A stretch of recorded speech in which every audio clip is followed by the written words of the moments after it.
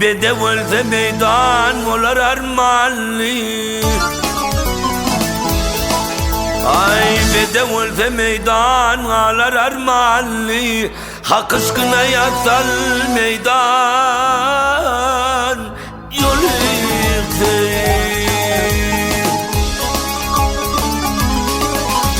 Ay yıkıt ölseken amalar devralli.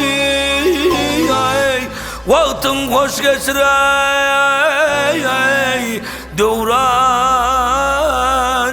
yol yıktı.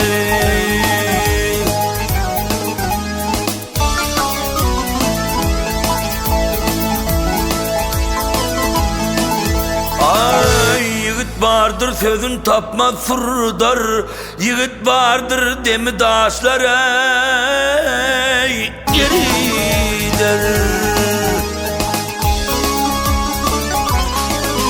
Ay cay yerinde gayra kalsa kardar ey koç yiğidin atı çaman yol yıktı.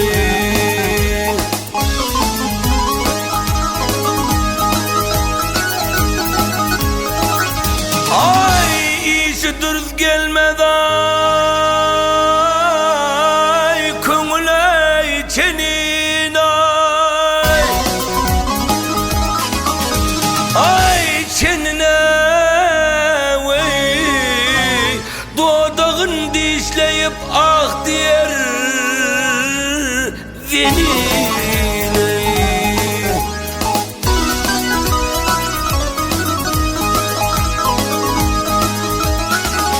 Ay lan zehri olup yayrar tenine vey.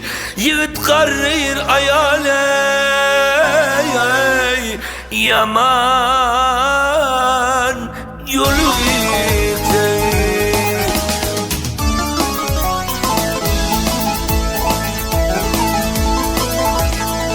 Ay maktumlu öğüt vergin söz bile eşiden dengelmez gören ay gözüyle. Ay mert çıkar mihmaney güler yüz bilen ay ay.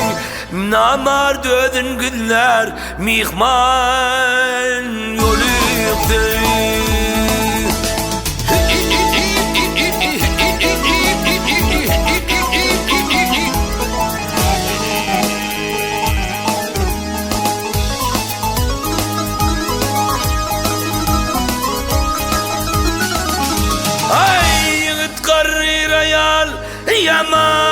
Yaman yolukta koç yiğidin atı çaman